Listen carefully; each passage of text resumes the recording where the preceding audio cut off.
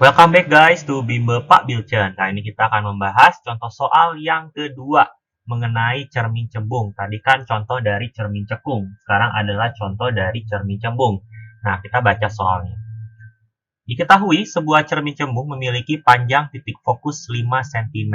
Ya, titik fokus kita tulis diketahui. Titik fokusnya bernilai 5 cm ya, tetapi hati-hati ini adalah cermin cembung ya. Nilai fokus akan bernilai positif kalau dia cermin cekung. Dia akan bernilai negatif kalau dia cermin cembung ya. Kenapa negatif? Karena cermin cembung di sisi belakang cermin. Nah, fokusnya di sini ya, di belakang cermin dia negatif, kalau depan dia positif. Nah, jadi negatif ya, berarti fokusnya bukan 5 tapi min 5 ya. Ini hati-hati, banyak yang sering salah. Jika sebuah benda tingginya 5 cm ya, di sini ada tinggi benda atau H bernilai 5 cm guys. Diletakkan di depan cermin cembung sejauh 8 cm. Ini adalah jarak benda alias S. 8 cm. Pertanyaannya adalah berapa jarak bayangan atau S aksen. Ditanya yang pertama adalah S aksennya berapa. Nah, jadi untuk menghitung S aksen kalian tinggal menggunakan persamaan cermin. 1 per F sama dengan 1 per S ditambah 1 per S aksen. Ya. 1 per F-nya adalah min 5 fokusnya sama dengan 1 per S-nya 8 cm ditambah 1 per S aksen. Berarti 1 per S aksen sama dengan min 1 per 5 dikurang 1 per 8. Nah, di sini pecahan kita samakan penyebut 5 sama 8 alias 40. Di atas min 8, satu lagi min 5. Jadi, kita peroleh 1 per S aksen sama dengan min 13 per 40. Berarti S aksen tinggal kita balik, yaitu min 40 per 13 cm. Itu adalah jarak bayangan yang dibentuk. Nah, sekarang tinggi bayangan guys. Jadi kalau misalnya tinggi bayangan berarti ditanya itu adalah H aksen tinggi bayangan.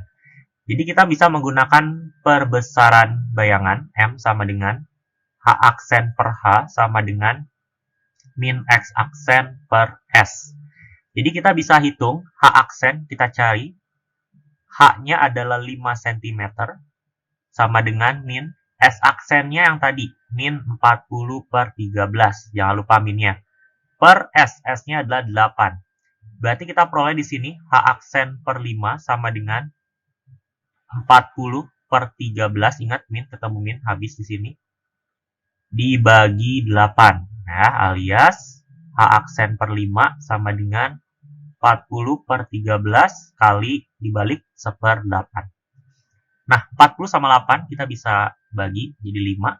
Berarti H aksen per 5 sama dengan 5 per 13. Nah, kita kali silang sini untuk memperoleh H aksen sama dengan 25 per 13 cm. Nah, itu adalah jawaban untuk tinggi bayangan. Dan yang terakhir adalah kita akan menentukan sifat bayangan. Ingat, sifat bayangan ada 4 tipe. Yang pertama, membicarakan apakah bayangannya nyata atau maya. Yang kedua, tegak atau terbalik. Terus ulang. Tegak atau terbalik. Diperbesar atau diperkecil. Dan yang terakhir adalah bayangannya itu di ruang berapa. Nah, bagaimana kita tahu bendanya itu nyata atau maya? Sekali lagi sama seperti contoh soal yang sebelumnya tentang cermin cekung, ditentukan oleh nilai S aksen. Nilai X aksen kalau misalnya bernilai positif, berarti dia nyata alias di depan cermin. Kalau misalnya dia minus, berarti dia maya atau di belakang cermin. Di sini dia bernilai negatif, guys. Jadi dia maya, berarti sifatnya adalah maya. Kita hapus nyata. Oke. Yang kedua, apakah dia tegak atau terbalik? Diambil dari nilai H aksen, guys. Jadi kalau H aksennya bernilai positif, dia tegak. Negatif, dia terbalik. Jadi kalau misalnya dia positif, karena hasil kita positif, berarti dia tegak. Berarti bayangannya adalah tegak. Ya, kita hapus di sini. Nah, berikutnya adalah apakah benda diperbesar atau diperkecil. Pada video sebelumnya, saya sudah pernah bahas bahwa kita harus mencari M. Ya, kalau misalnya nih, M, tanda mutlak M, jadi kita ambil nilainya. Tanda mutlak M itu lebih besar dari 1, berarti dia diperbesar. Kalau misalnya nilai M di tanda mutlakan di antara 0 dan 1, berarti dia mengecil. Cara pertama, sebenarnya cara kedua lebih mudah sebenarnya, yaitu untuk membandingkan. Jadi kalau misalnya kita punya H, tinggi benda itu 5 cm, H aksen kita sudah dapat ya, 25/13. Kita lihat nih, 25 cm, kita hanya lihat angkanya saja ya, plus minus itu tidak kita lihat. Sekali lagi, plus minus tidak kita lihat, hanya ambil angkanya saja untuk dibandingkan. Kalau misalnya kita punya 25/13, itu adalah H aksen kita. Kita coba ubah ke desimal untuk mempermudah perbandingan. 1,92 cm. Kita ambil angkanya saja, dari 5 ke 1,92 mengecil. Ya. Jadi, jawabannya adalah bayangan diperkecil. Pak, kalau misalnya saya punya nih, minus 1, misalnya H aksennya minus 6 lah. Apakah dia besar atau mengecil? Sekali lagi, hanya lihat angkanya. Dari 5 ke 6 berarti diperbesar. Ya. Itu contohnya kalau misalnya kayak tadi. Dan terakhir adalah ruang. Ya. Ruang, ini agak tricky karena kita harus tahu konsep ruang di cermin cembung. Ingat bahwa pada cermin cembung, fokus dan jari-jari kelengkungan itu berada di dalam cermin. Berarti ruang 1, ruang 2, ruang 3 dalam cermin.